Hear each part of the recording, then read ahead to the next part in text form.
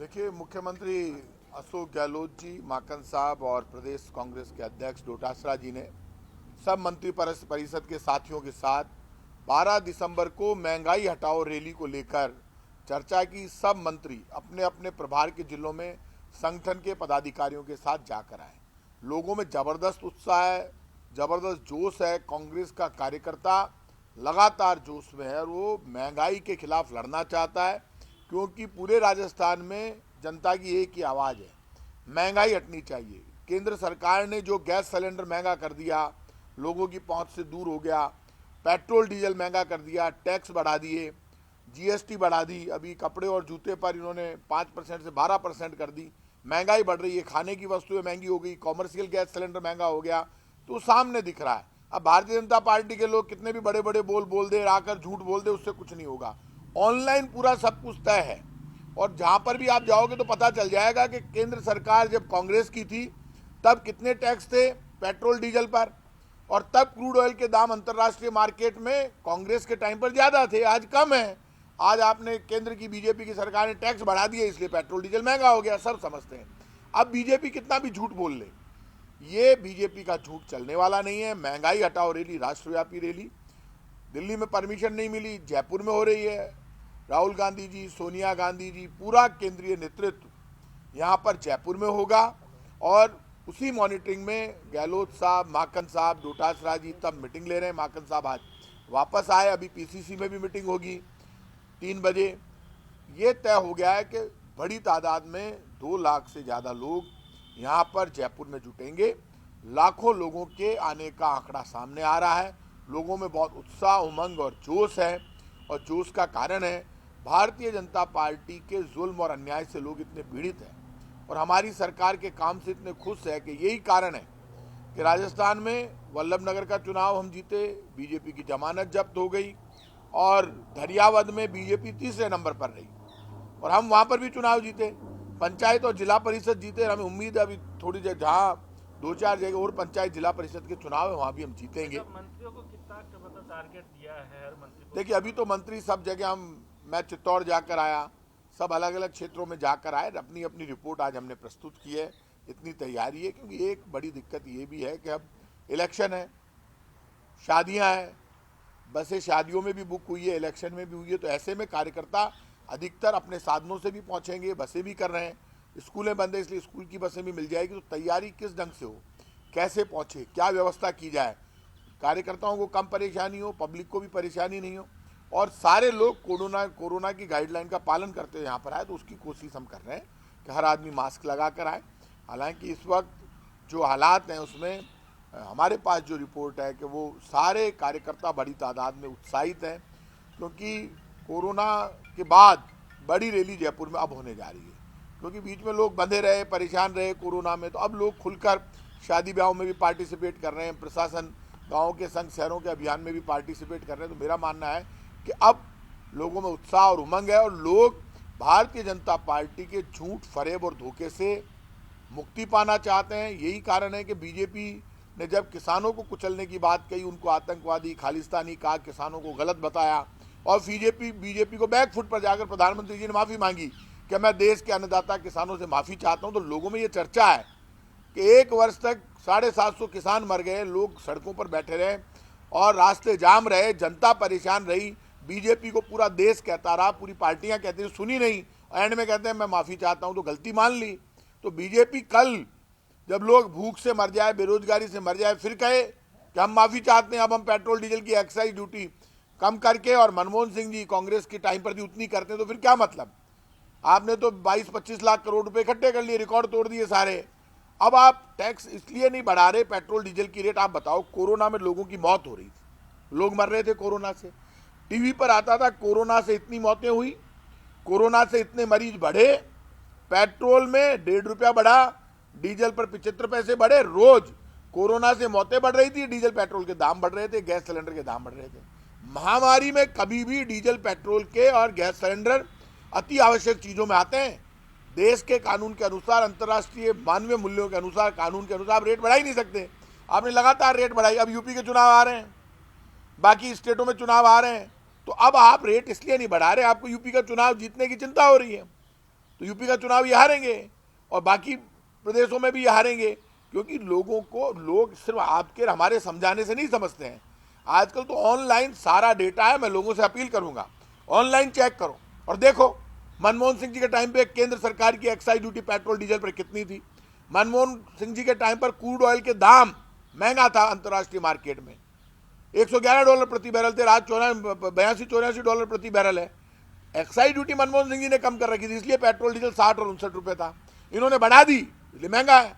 तो यदि केंद्र सरकार कमी कर देगी, हमसे पूछ के करेगी क्या, तो हमारा अपने आप ही कम हो जाएगा। जब लोग ये कहते हैं कि कोरोना को भूल गई है सरकार, कांग्रेस अपनी रैली कराने के लिए। देखिए, ओमिक्रॉन को लेकर तो खुद मुख्यमंत्री जी लगातार मीटिंग करते रहते हैं, और जो स्टेट कोरोना में बहुत चिंतित होकर काम करता रहा, खुद चीफ मिनिस्टर बहुत सीनियर है, समझदार है, उसको लेकर पूरी तैयारी कार्यकर्ताओं की सब कर रहे हैं। अभी लगातार प्रशासन गांव के संग, शहर के संग अभियान में भीड़ जुट रही है। ओमिक्रॉन कितना पावरफुल है, जो हमारे पास रिपोर्ट है, मेरा मानना है उतना पावरफुल ओमिक्रॉन नहीं है। मेरा पर्सनल मानना, हो सकता है मैं गलत हूँ, मैं कोई अजीब सी बात लगेगी, क्योंकि ये वेरिएंट ऐसे हैं, जब अलग डेल्टा आया बहुत खतरनाक था, जब सेकंड लहर थी। मैं खुद कोरोना पॉजिटिव हुआ, लेकिन मैं हुआ फर्स्ट लहर में, तो मेरे सांस में तकलीफ नहीं हुई। सेकंड लहर में जो लोग हुए वो तड़फ रहे थे। अब क्या है कि कोरोना अब जो आ रहा है, तो कल मेरी कुछ लोगों से बात हुई, मेरे दोस्त जो विदेशों से, हमारा मानना ये, मेरा मानना है पर्सनल, किसी ने मुझे कहा, कोई भक्ति भाव का आदमी था, कि ये जो अब वेरिएंट आया है, ये जो पुराने खतरनाक उनको मारने के लिए आया है, उनको मार रहा है, इसलिए कमजोर हो गया। अब ये तो मैं तो समझ नहीं सकता, साइंस वाले बताएंगे।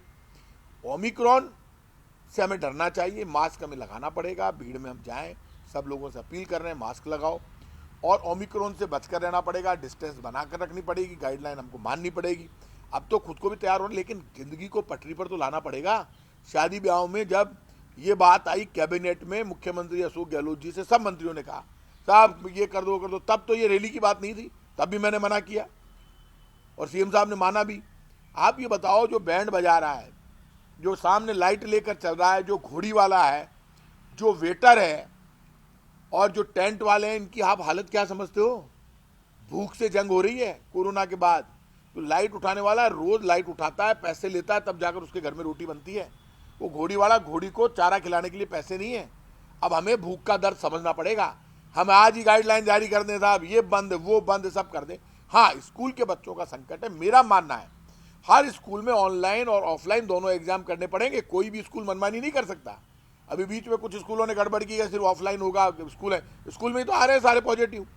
तो स्कूलों के मामले में तो गाइडलाइन जारी कर दी सरकार ने कि ऑनलाइन ऑफलाइन दोनों एग्जाम लेने पड़ेंगे, आप जबरन नहीं कर सकते उनके साथ, और कहीं करेगा तो हम कार्रवाई करेंगे ऐसे स्कूलों के खिलाफ। यदि बच्चा ऑफलाइन एग्जाम नहीं देना चाहता, उसका ऑनलाइन लो, और बच्चों का वैक्सीन केंद्र सरकार जल्दी से जल्दी उपलब्ध करा दे। तो ना, अब केंद्र सरकार को वैक्सीन के बाद लोगों की बचत हुई है, जो सेकंड वैक्सीन नहीं लगवा रहे हैं उनको लगवानी चाहिए। अब ये जिंदगी पटरी पर लौटेगी, तभी जाकर पार पड़ेगी, और जिंदगी पटरी पर लौटे उसके लिए केंद्र सरकार को पूरे देश में महंगाई से मुक्त करना होगा। कोरोना में लूट लिया, कोरोना में मर रहे थे तो भी पेट्रोल डीजल में लूट लिया, गैस सिलेंडर में लूट लिया, हर चीज महंगी कर दी, दिया कुछ नहीं, ले ही ले लिया। तो खजाना भर के घर लेके जाओगे क्या? कम करो भाई साहब, ये क्या लगा रखा है? स्कूलों को लेके भी चर्चा हुई है क्या? स्कूलों को लेके चर्चा हुई है क्या बंद करने को लेके? नहीं, स्कूलों को लेके कोई चर्चा नहीं हुई। अभी चर्चा ओवरऑल मंत्रियों से सारा लिया, बाकी डिस्कस रैली को लेकर हुई अधिकतर। बाकी बीच बीच में जो बातें आ रही थी बिंदुवार, यही है कि कैसे कैसे की जाए। मंत्री परिषद के सब लोग आफ्टर ऑल कार्यकर्ता हैं कांग्रेस के हम सब, तो कार्यकर्ता लाखों की तादाद में जुटे, और महंगाई को लेकर जो बीजेपी जुल्म कर रही है, उससे देश को महंगाई हटाओ रैली के लिए इतनी भीड़ इकट्ठी हो कि बीजेपी को सबक मिले। जैसे किसान आंदोलन में बीजेपी ने सबक लेकर माफी मांगी और किसानों की मांगे मंजूर की, वैसे बीजेपी इस कांग्रेस की रैली से झुके। वल्लभनगर में जमानत जब्त हुई, दरियावद में आ रहे, तो बीजेपी के लोगों ने पेट्रोल डीजल के दाम कम कर दिए दूसरे ही दिन। तो जब जनता का रिएक्शन होता है, वोट की चोट पड़ती है ना, तो बड़े बड़े सत्ताधीश हिल जाते हैं, बड़े बड़ों के घमंड टूट जाते हैं। घमंड किसी का नहीं चलता, ना हमारा चलेगा ना उनका चलेगा, ना हमको हक है ना उनको हक है। जनता का दर्द तो समझना पड़ेगा। ये कोई घर की दुकान नहीं है कि मनमानी कर ले पॉलिटिक्स। जनसेवक का मतलब जनता का नौकर होता है। ये नौकर तोड़ना है तो मालिक हो गए, रोज झूठ बोलते हैं। अभी गृह मंत्री जी आए, बड़ी बड़ी बातें कह गए, और तो आप केंद्र का हिसाब भी देकर जाते। राजस्थान में तो राजस्थान की सरकार ने अपना रिपोर्ट कार्ड जारी किया, गृह मंत्री जी आए थे राजस्थान में, बीजेपी से ज्यादा धरने प्रदर्शन हमने कर दिए केंद्र सरकार के खिलाफ। और बीजेपी के नेता झूठ बोलने में राजस्थान के बीजेपी के प्रदेश के नेता अव्वल हैं पूरे देश में। सारे रिकॉर्ड तोड़ दिए, झूठ बोल रहे थे तभी तो वल्लभनगर और दरियावत में हार गए, फिर भी ये सुधरे नहीं। बीजेपी के प्रदेश के नेता नहीं सुधर सकते, इनमें होड़ लगी हुई है झूठ बोलने की, लगातार झूठ बोलते हैं। मुख्यमंत्री ने जवाब दे दिया, राजस्थान की सरकार ने कोई कमी नहीं रखी। गृह मंत्री जी आए, वो भी इनकी बात में बात मिलाकर झूठ बोलकर चले गए। तो झूठ बोलने से आप वोट को प्रभावित नहीं कर सकते, ना इनका झूठ चलेगा ना हमारा चलेगा। हम तो झूठ बोल नहीं रहे, हमने तो जो कहा वो करके दिखा दिया। रोडवेज की बसों में, प्राइवेट बसों में फ्री जा रहा बच्चा एग्जाम देने के लिए। चिरंजीवी बीमा योजना में 5 लाख तक का इलाज फ्री है। 80 लाख परिवारों को बुजुर्ग विकलांग विधवा पेंशन मिलती है। किसानों को 1000 रुपये महीने की सहायता चालू हो गई। जो मदद का 18,000 करोड़ के कर्जे किसानों के माफ हो गए।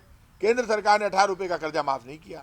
बातें बड़ी बड़ी कर रही। आपके मंत्रिमंडल फेरबदल को लेके भी सवाल खड़े किए बीजेपी ने, और ये भी कहा है कि जो आपके बागी थे, सरकार गिरा रहे थे, उन्हीं को आपने मंत्री बना दिया वापस। और बहुत सारे मंत्री इस बात को लेकर उनके मन में टीस भी है। एक बात आपके मन में है क्या ऐसी चीज? एक बात आप मानकर चलिए, राजनीति में किसके मन में क्या है। कांग्रेस पार्टी अपना घर देखेगी, बीजेपी को अपना घर संभालना चाहिए। भारतीय जनता पार्टी के साथ दिक्कत यह है कि ना तो उन्होंने राजस्थान में विपक्ष की भूमिका निभाई, ना आंदोलन किए, ना धरने प्रदर्शन। ऑक्सीजन वो दिलवा नहीं पाए 201 मीट्रिक टन। दिल्ली में वो कुछ कर नहीं पाए, राजस्थान की कोई मदद नहीं की। बीजेपी अपने काम पर नहीं बोलती, अपने ऊपर सिर्फ कांग्रेस पर बोलती है। तो कांग्रेस पर बोलती है तो मंत्रिमंडल का पुनर्गठन करना मुख्यमंत्री का, वेणुगोपाल जी का, अजय माकन जी का, सोनिया गांधी जी का, राहुल गांधी जी के बीच में आला कमान और मुख्यमंत्री जी बात करके तय करते हैं। कब पार्टी क्या डिसीजन लेगी ये तो वो तय करेंगे। हमारे यहाँ पर सब हो गया, इनके यहाँ पर तो होना बाकी है। भारतीय जनता पार्टी में तो होना बाकी है। हमारे यहाँ तो सब पटरी पर आ गई गाड़ी, झगड़ा खत्म हो गया, मंत्रिमंडल पुनर्गठन भी हो गया। ये कहते थे कि मंत्रिमंडल पुनर्गठन होते ही सरकार गिर जाएगी, सरकार तो यहीं बैठी है। अब ये कह रहे हैं 2023 में हम तो चुनाव लड़ेंगे, प्रधानमंत्री जी के चेहरे पे लड़ना। प्रधानमंत्री जी का चेहरा अब नहीं चलेगा, चल गया चेहरा। तो जैसे ही चेहरा आएगा तो पेट्रोल डीजल की महंगाई याद आएगी, गैस सिलेंडर की सब्सिडी खत्म कर दी वो याद आएगी, किसानों को मर गए किसान वो याद आएंगे, 750 किसान। इसलिए नोटबंदी याद आएगी, कुछ नहीं मिला, 15 लाख और अच्छे दिन का नारा याद आएगा। इसलिए अब बार बार आप चाहो, सिर्फ चेहरे नहीं चलते, काम चलता है, काम बोलता है। भाई साहब, बीजेपी हो या कांग्रेस, हम काम नहीं करेंगे तो हमारे खिलाफ नारा लगेगा, बीजेपी काम नहीं करेगी तो बीजेपी के खिलाफ लगेगा नारा। अभी तो बीजेपी के खिलाफ नारा लग रहा है, देश बदल दूंगा, बदल दिया देश। गैस सिलेंडर की सब्सिडी खत्म हो गई ना, पहली बार खत्म हुई आजादी के बाद, बदल गया देश। पेट्रोल डीजल ने रिकॉर्ड तोड़ दिए, बट बदल गया देश।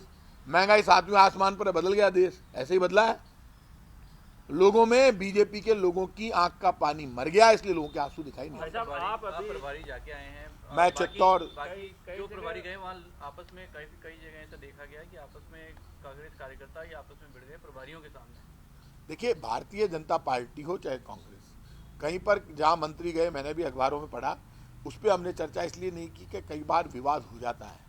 इतना बड़ा विवाद नहीं, आप देखना लाखों की तादाद में लोग जुटेंगे और लोगों में रैली के प्रति बहुत बड़ा उत्साह है। और महंगाई हटाओ रैली देश की सबसे ऐतिहासिक रैली होगी। और इस महंगाई हटाओ रैली के बाद बीजेपी को झुकना पड़ेगा, पेट्रोल डीजल गैस सिलेंडर तमाम महंगाई पे कंट्रोल करना पड़ेगा, नहीं तो बीजेपी के बीटा बिस्तर बांधने की तैयारी हो जाएगी।